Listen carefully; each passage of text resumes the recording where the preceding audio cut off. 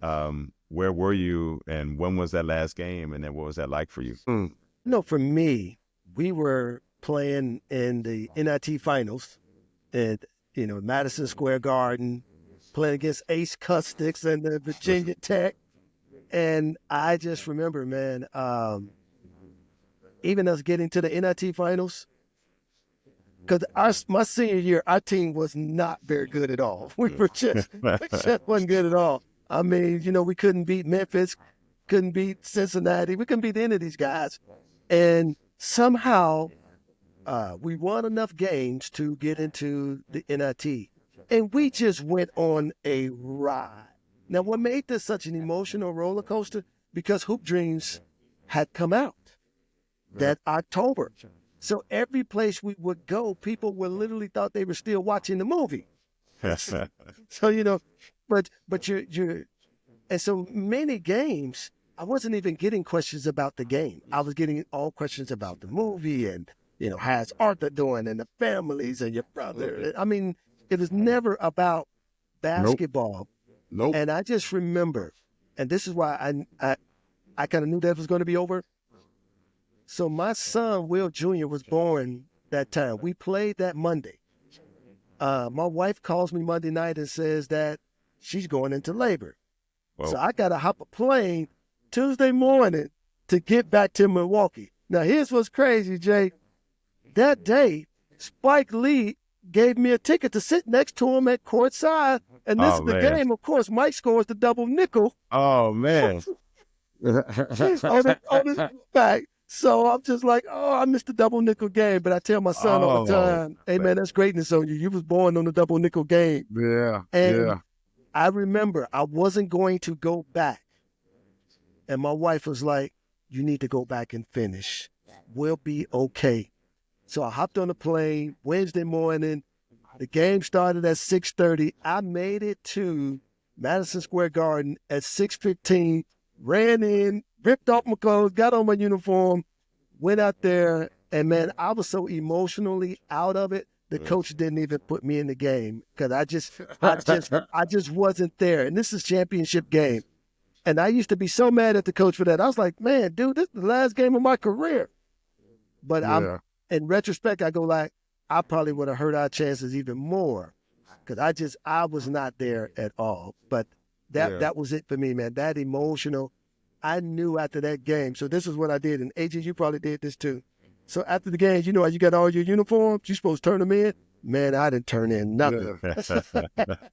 Oh, for real though? Yeah, I kept every uniform, gym shoes. Is that the one hanging over you now? Over me. I had players signing stuff. Like you do everything, man, because to me, after your senior year, who's ever that incoming freshman, that's your last connection really to the university per se in terms of the basketball, because coaches can change, new administration change.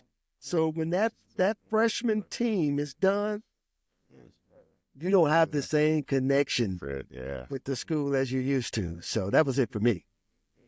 Yeah, mine was University of Arkansas Little Rock. We played our last game. We got beat by University of New Orleans. But I was so mindset on, okay, I know I ain't getting drafted, so now it's time to work and try to get into some NBA camps. You know what I'm saying? So I didn't really care about the, my last game, like emotion. I'm like, okay, on to the next.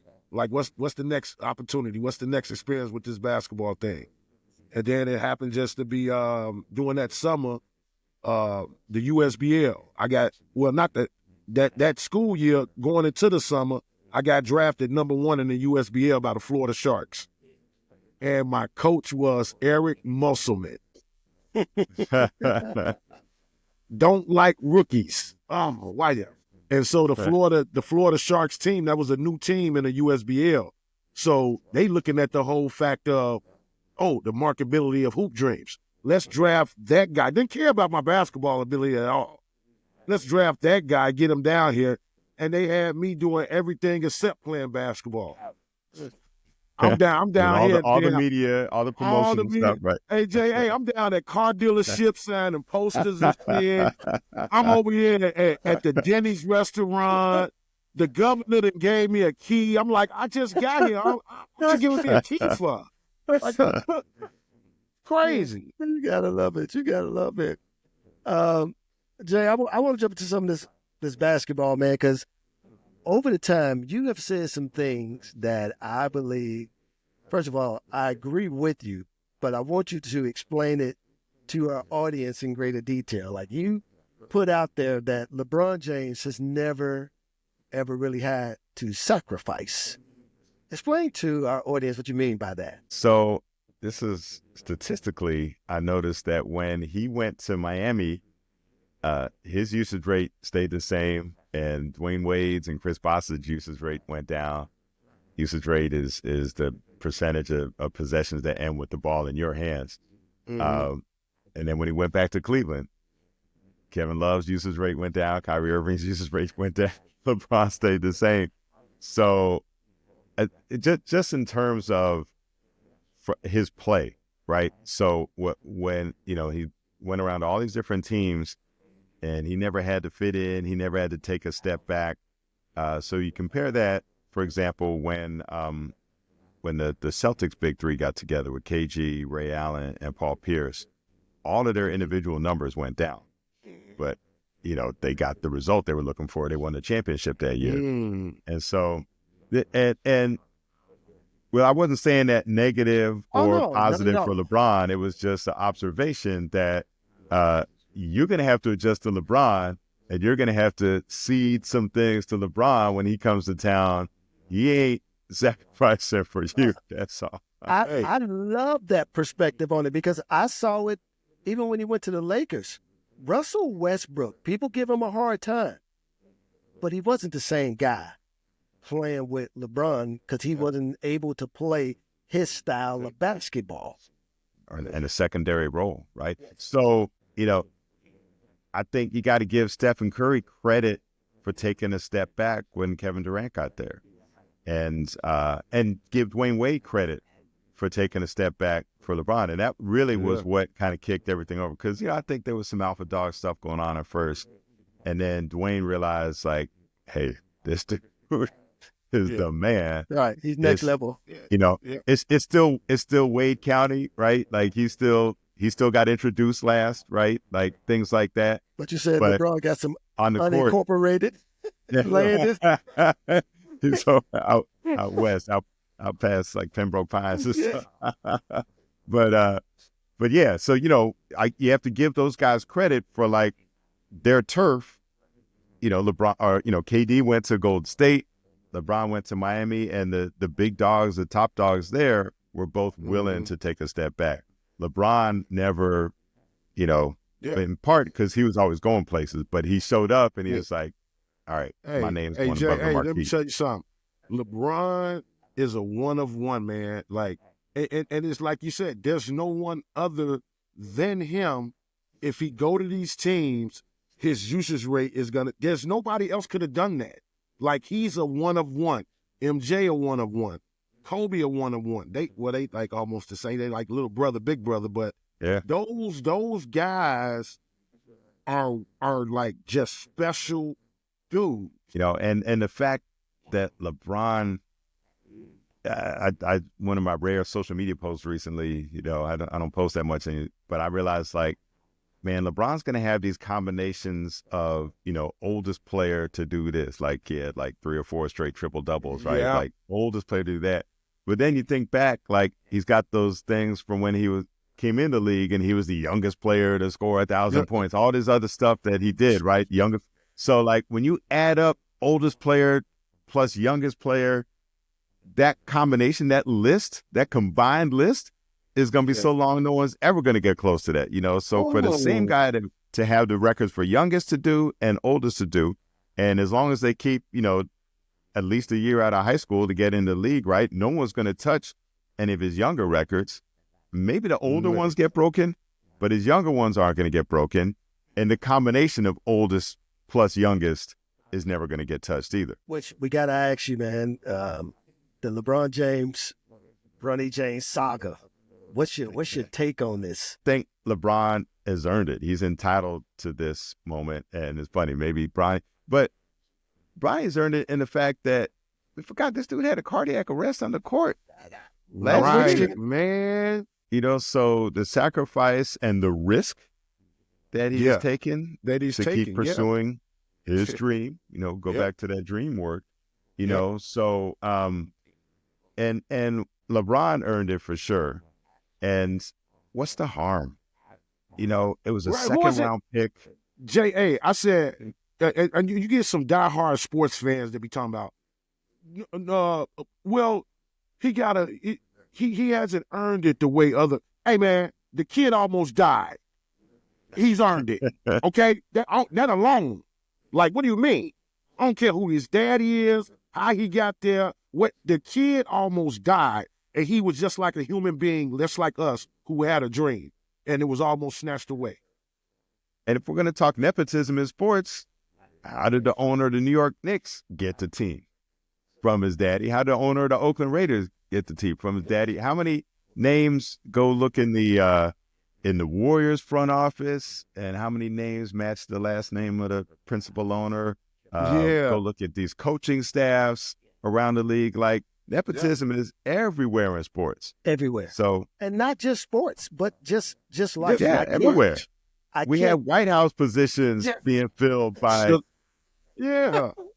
Pure offspring nepotism. and in-laws, right? And this Right. is like running the country. This ain't like the 12th spot on an Right. NBA roster. Right. Right. So like that's the last thing in the world. The absolute last thing that bothers me is Bronny James having a spot on the Lakers because of his dad. So what? Man, I'm so glad to hear you say that, because that's my take on it. Like, why do we care so much? Like, what? It's like, really, we're talking about. I mean, even if it wasn't the 55th pick, the kid up to this point, let's say even we don't know what he would have done at USC if he had not had the cardiac arrest. But he was a McDonald's All-American. Quit acting like this kid can't play. He can play some basketball. Right.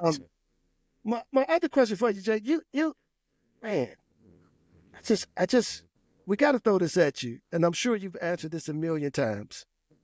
The GOAT debate, and are we sliding Kobe some in this GOAT debate? That's what I'm saying. And you just seen it up close, Jay. Yes, all three. I mean, it's funny because everyone's like, "Oh, LeBron's getting closer. His 4 championship. He's getting closer to Michael." I'm like, well, doesn't he have to pass Kobe first to get to 5 before he gets to 6? Right. Like, shouldn't we mention it, Kobe? I will say the fact that LeBron just making an NBA Finals in 2007 with what he had around him at a very young age is something we didn't see from Kobe, right? LeBron, all 4 of his championships came with Finals MVPs, whereas Kobe, only 2 of the 5 did he win Finals MVP. I think, especially where we are today, I think it's pretty clear, LeBron has surpassed Kobe. But, for Kobe to not even be included in the conversation anymore. I just felt like we forgot about Kobe a little too quick to dismiss what he had done. And through the 2008 Olympics, I think, as somebody pointed out to me, when it was crunch time in the gold medal game, who did they go to? Kobe. So I think it was still Kobe through 2008. I guess by 2011, maybe 2010, LeBron had passed him. I blame LeBron for the fact that they never met in the finals, by the way. Oh, because there were a couple years. Incredible that one year. And it's funny because like the NBA has worked out where we always got, Magic or Bird or Jordan and Barkley. Like we almost always got the matchup that we wanted to see. Even Iverson versus Shaq, they were the 2 previous MVPs. Drexler versus Jordan. Yeah. Jordan really wanted to expound that one. Yeah. That one he wanted to hype on. You didn't draft me because you had this guy? That's the reason I wasn't drafted by the pro. You're like, oh, we're good. We got Clyde Drexler. Okay. 6 threes later and a shrug and all that, right? But we never got LeBron versus Kobe, and it's LeBron's fault more than Kobe's fault because, well, I don't know. You could argue LeBron was there in 2011 and Kobe didn't make it, but Kobe was there in 2009 and 2010, and LeBron couldn't get it done and meet him there. When his team had the best record in the league, they had home court advantage throughout the playoffs and they couldn't do it. But LeBron wasn't ready, and then he wasn't ready in the 2011 finals, right? And then by 2012 or 12 and 13, it finally happened for him. So by then he had moved past him. At one point in 2006, I think Dwayne Wade had moved ahead of Kobe, just what he was doing, taking his team to the finals, and then I think Kobe came and took it back, right? It was the MVP a couple years later and, went to 3 straight finals. But I think for that brief moment, Dwayne was sitting on the top. I'm glad you mentioned that because obviously I will admit I got some bias towards, I will admit. But Dwayne Wade after the Olympics, to me, had one of the greatest runs we had ever seen in NBA history. And I don't think he gets enough credit for that window that he put together. Like, I think Dwayne Wade was cheated out of MVPs a couple of times. Well, my question for you, obviously the Jordan-LeBron debate, but let me give you this first. I believe that LeBron is not the GOAT for this, and I really want your opinion on this.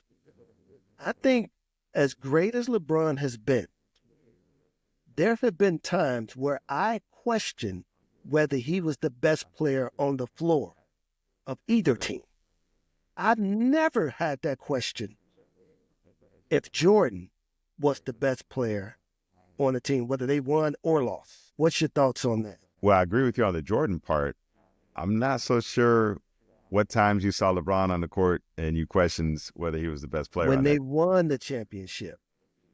Kyrie is the best player. You think so? I can't give you that one.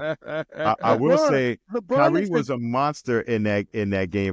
So my thing is, what has Kyrie done without LeBron? When you look at what LeBron did without Kyrie, and then Kyrie struggled to make the playoffs without LeBron. Absolutely. Yeah. But I'm saying there are times when I've seen LeBron hand the ball over to other great players. When Jordan was playing, it was a foregone conclusion. Everybody knew. I mean, how great do you have to be when everybody in the building knows you're about to get the ball? People outside in the parking lot. And if anybody else shot the ball on the Bulls team, you're ready to run them out of the city. I don't know if we've ever felt that with LeBron. LeBron's case is becoming increasingly strong, and absolutely. I always said, as someone who grew up on the '80s Lakers, if you'd have told me that there would be a single player, an individual who would come along and score more points than Kareem and have more assists than Magic, I would have said, "Wow, that's going to be like the greatest player ever." Right? Absolutely. So that's impressive. Like, that sentence is, to me, like the strongest argument in favor of LeBron. The reason I still, maybe I'm clinging to Jordan, like holding on to the shorts at this point, but the reason I won't let go is I've always ranked players based on